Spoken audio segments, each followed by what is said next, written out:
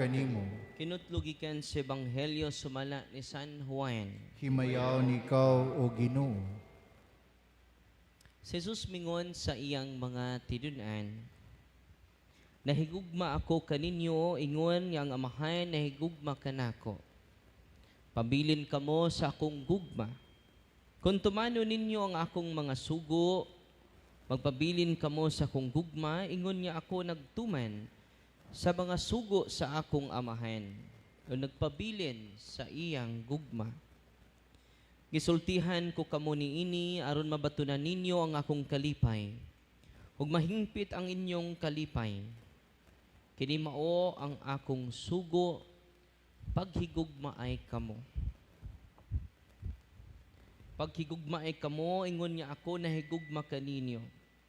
Ang labing dakong gugma, nga'y kahatag sa usa ka tawo ngadto sa iyang mga higala, mao ang pagpakamatay alang kanila. Kamo akong mga higala, kung tumano ninyo ang gisugo ko kaninyo. Dili ko na kamutawgon nga akong sulugoon. Kay ang sulugoon dili mahibalo sa gibuhat sa iyang agalon. Hinunua tawgon ko kamo nga akong mga higala. Kaya gisultihan ko man kamo sa tanan nga nadungog ko sa akong amahan. Dili kamo mao'y nagpili kanako. Ako ang nagpili kaninyo. O gipili ko kamo aron manlakaw ug mamungag daghan. Mga bunga nga mulungtad. Busa ihatag kaninyo sa amahan bisag unsay inyong pangayuon kaniya sa akong ngalan. Kini mao ang isugo ko kaninyo, paghigugmaay kamo. Ang Ebanghelyo sa Ginoo. Daygon ikaw o Ginoo. Kaligban lingkod, magandang tanghali sa inyong lahat na nandito. Ngayong araw na ito, ang kapistahan ni San Matias. No? At kung narinig natin yung unang pagbasa, may qualifications pala para maging qualified ka na maging apostol. So ngayon, bakit hindi tayo tinatawag na Apostol Darwin, Apostol Edison, Apostol Baba? Bakit kaya? Dahil may criteria eh. Hindi pwede. Wala na ibang apostol, sila lang. Maliban kay Pablo. Ang unang criteria is, dapat naka-witness sila sa pagsimula sa public ministry ni Kristo. So, kaya hindi ako ma-qualify na apostol. Hindi man ako naka-witness pagsimula ni Kristo. So, kung makarinig kayo, apostol, Darwin na pastor, huwag kayong maniwala doon. Wala na pong ibang apostol. Pangalawang qualification, naka-witness siya sa muling pagkabuhay ni Kristo. Pangatlo, kasama natin. Faithful to the apostolic church. Faithful to the apostolic tradition. Hindi lang sa kanilang mga sinulat, kundi din sa kanilang mga apostolic tradition. So yan po yung 3 criteria parang maging apostolis ka. Ang pang-apat na criteria pala, si Kristo mismo ang nagpili sa mga direkta. No? Si Father Darwin, hindi naman direkta pinili ni Kristo. Hindi ako ma-qualify na apostol. After the apostles, yun na po ang mga obispo. They are equal to the apostles. Pero, hindi sila apostoles. Dahil hindi naman sila naka-witness sa public ministry ni Kristo. At si San Matias, yung martyrdom niya ay pinugutan siya ng ulo. No? Si San Matias, no? After binato siya, stoning, he was beheaded by the persecutors. Grabe yung mga martir, no? Itong mga problema natin, cute na cute lang, no? We will be consoled by the lives of the, kung grabe mong complain kahit maliit na bagay lang, no, parang hindi tayo makapasok sa langit. Ito nangyari sa bansa natin, cute lang po ito. Wala pa nga pinatay nga eh. No?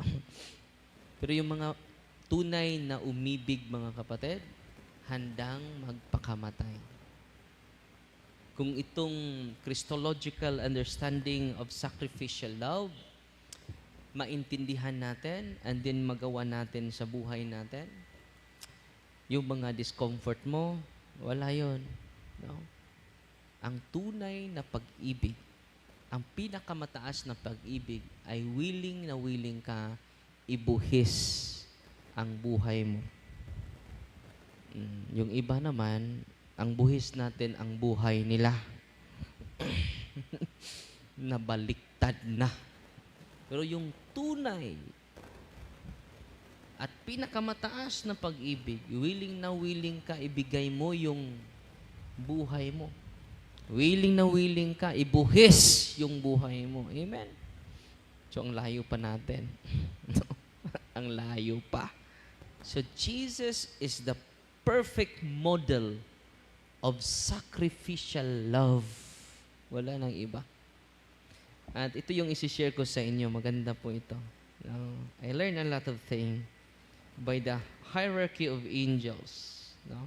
Ito po, hierarchy and office of the angels.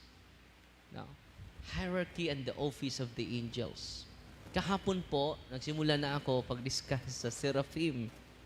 They are in the highest hierarchies of angels. May tanong na sinagot ko kanina, yung hierarchy of angels until after the final judgment, nandyan pa ba yun? Nandyan pa daw. Yung hierarchy of angels. Pero, yung kanilang operation, external operation, dahil yung mga higher angels, they contemplate directly to God, yung higher angels. Yung lower angels, they serve externally, downward to the creation. No, hindi sila makadiretso sa Panginoon. The hierarchy of angels. So, ang lower choir of angels, their concern is to minister the creation, the human beings. No? And the higher angels communicate the divine light to the lower choirs. No? So there is participation and communion of the choirs of angels. So nandyan pa ba yung mga higher angels, yung mga seraphim, cherubim, and thrones, they worship God, burning love of God. They worship. Their activity is worshiping God, adoring God, loving God, contemplation of the divine mysteries of God. Yan po yung mga higher angels. No? So, ang tanong, nandyan pa ba yung hierarchy? Yes. Pero yung activity nila, dahil final na po, wala na pong pilgrim church, dahil final judgment na eh.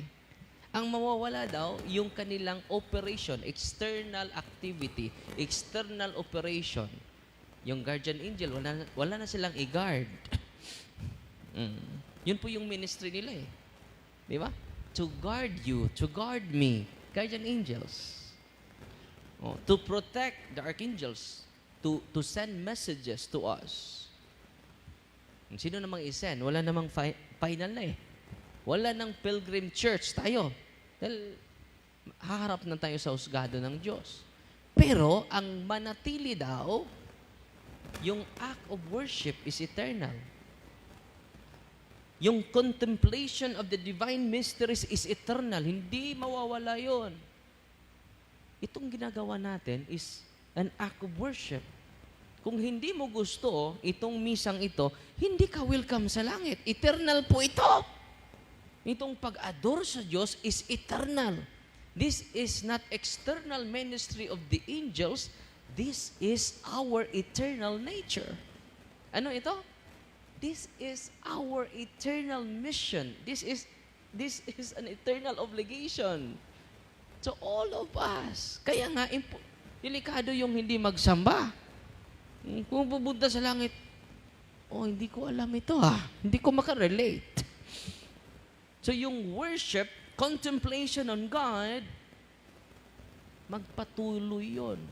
Yung contemplation, yung mag-meditate ka sa Word of God. Kung hindi mo na kasanayan ngayon, hindi ka welcome sa langit. Eternal po yun. Mag-contemplate sa mystery sa Panginoon, sa salita ng Panginoon, is eternal po yun. Hindi po yan temporal na activity. It is our eternal destiny. Sa langit. Ginawa na ng seraphim, thrones, cherubim, their eternal worship to God. Dahil i-discuss natin yan sa sunod na araw, very essential po. Patuloy tayo. Sa office and hierarchy of angels. Sabi ni, tatlo po itong mga church fathers na naka-influence, naka-contribute sa ating Christian understanding of angelology. Si Saint Dionysius. Saint Dionysius is the disciple of Paul, Saint Gregory the Great, and Saint Thomas Aquinas. Ito po yung usual na kinu-quote ni Father Chad Rafferger sa kanyang aklat na Dominion. So, dito tayo sa office and hierarchy. Alam nyo, when you understand their office and hierarchy, we can understand also our very own nature. No? The office and hierarchy of angels, the passage always says office is connected to rank. Kung nakay-ranggo, superior ka. Napoy uban inferior, di ba? Na mga lower offices, lower rank. No? Pero, sabi nila, this does not necessarily mean oppression or inequality in dignity. Itong hierarchy of angels, itong mga order nila, yung offices nila, katulad din dito, may hierarchy. Pari, obispo, exorcist, deliverance minister, case officer. Yan po yung mga offices natin. Staff, auxiliary, ganon. Yun po ang hierarchy and offices here in St. Michael. Pero kailangan intindihin natin yung office ninyo, it is not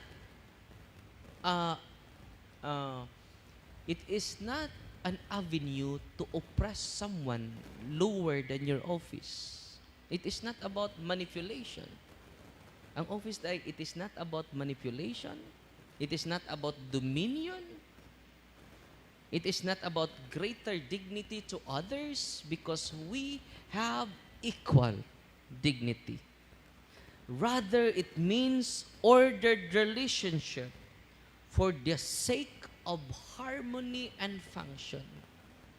Ano pala yung intensyon ng simbahan, ng Diyos, sa hierarchy and offices of angels? It is ordered relationship for the sake of harmony and function. Yung function natin is its mission. Uniqueness of our mission. An ordered relationship, for example, a teacher teaches students. Di ba? Yan po yung harmony and function.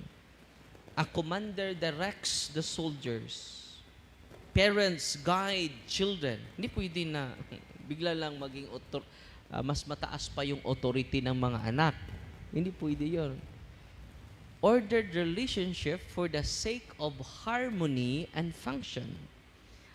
In like manner, higher angels illuminate lower angels. So yung mga higher angels will enlighten, will share the divine light to the lower angels. Thus, hierarchy exists. Ito po. Hierarchy exists. Ano yung kahulugan ng hierarchy? It is a sacred mission. It is a sacred task.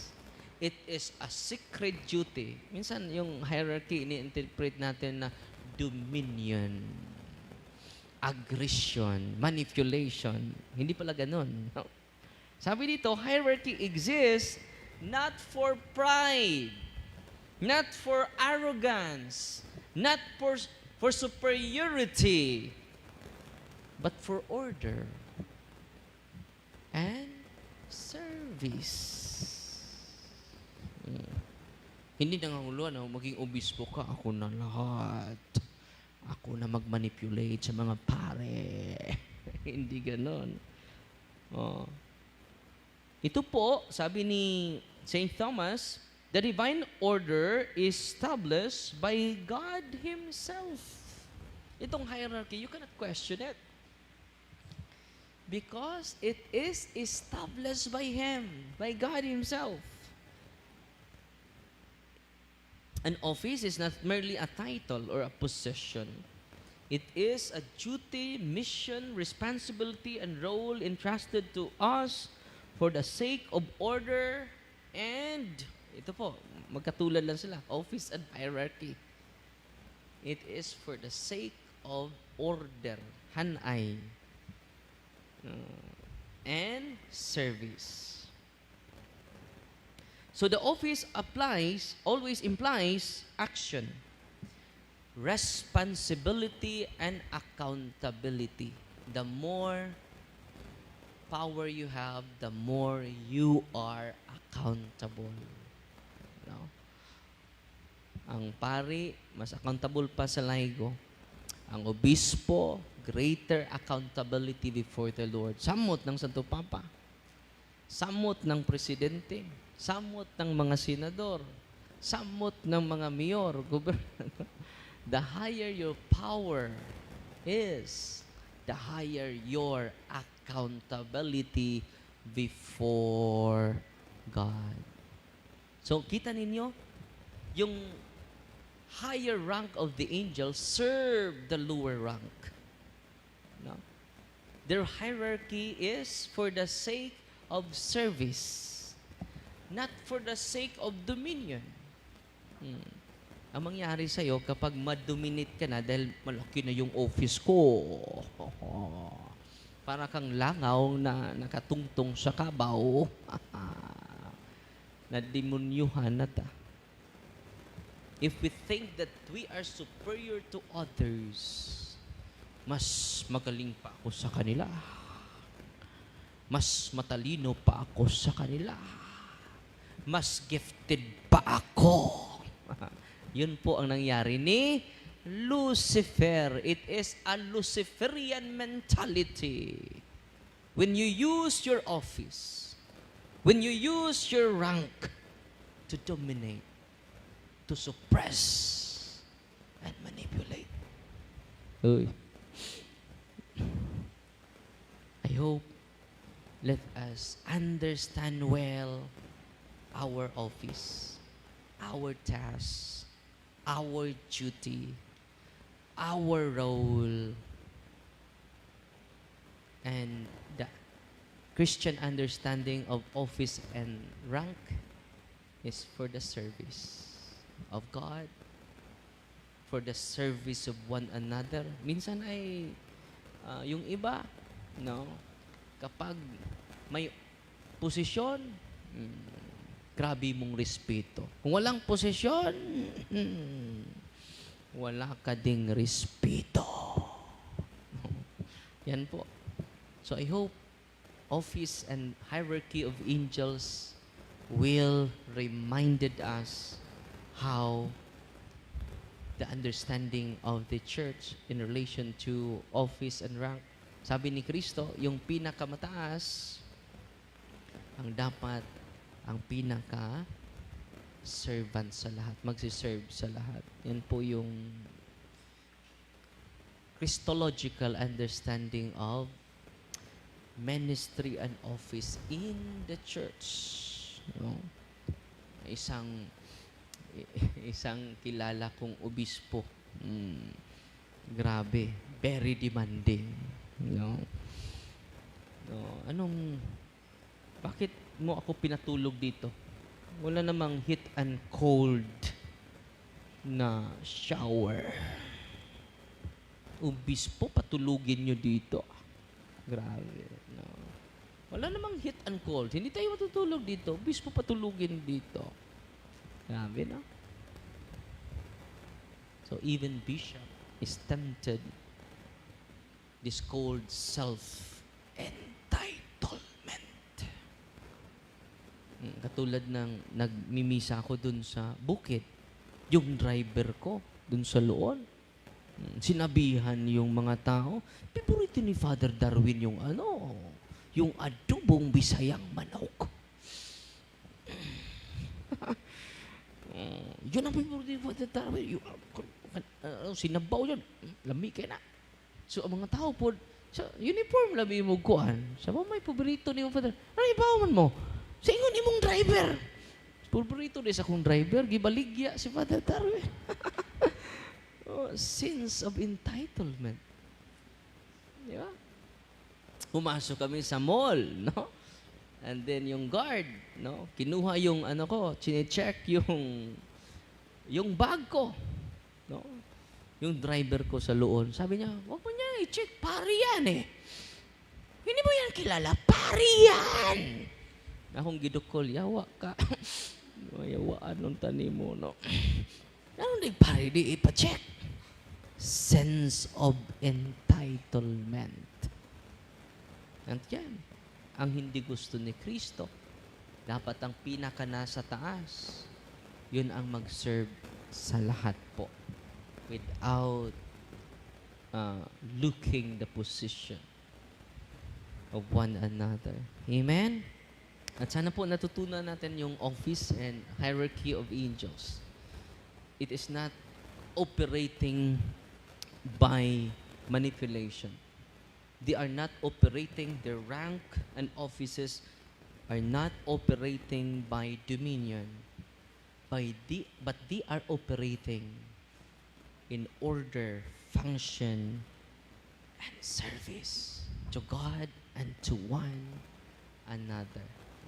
No, walang po mataas sa kanila. No. Ang mataas sa kanila, isa lang, ang Diyos po. Amen? Kahapon po, nag-discuss na ako sa seraphim. Blessed na prophet po. Dahil yung seraphim, minsan lang po yun. Mag-mediate yung seraphim, the higher angels, the highest angel is seraphim. Minsan lang po yun mag-communicate ng mga tao. Kung mag-communicate man sila, iparaan nila sa lower angels. So, blessed po si Prophet Isaiah. Nagpakita sa kanya ang seraphim, no? At sa pagkakita ng seraphim, hindi po yung bibig niya. Basahin niyo ang Isaiah chapter 6, verse 1 to 7. Grabe, hindi po lang yung, tinatch lang yung bibig niya. Ang sabi ng seraphim, your unclean lips is being removed. No? Hindi basta-basta yun. Ang ganda po, no? Hintayin nyo dahil itong hierarchy of highest high rank of angels, yun ang itatakol natin sa live natin ngayong linggong ito. I really enjoy reading. And then the primary source natin, si Saint Dionysius Areopagite, yung disipulo ni Saint Paul. Nandyan pala siya sa Bible. No? Si Dionysius of Areopagus. Athenians. And then si Saint Gregory the Great. And then itong nagsagawa ng systematic understanding between Dionysius and Saint Gregory, si Saint Thomas. Siya po yung nag-systematize sa kanilang angelology, the teaching about angels. Very inspiring po, no? And then, while I'm reading, I contemplate my own identity. We are connected as creatures to Thee because we have also immortality, the soul. Yung soul natin is immortal. Yung spirit ng mga anghel is immortal. Yan po yung image and likeness natin sa kanila, no? At yung mga anghel hindi po eternal. Only God is eternal. Wala na pong iba, no?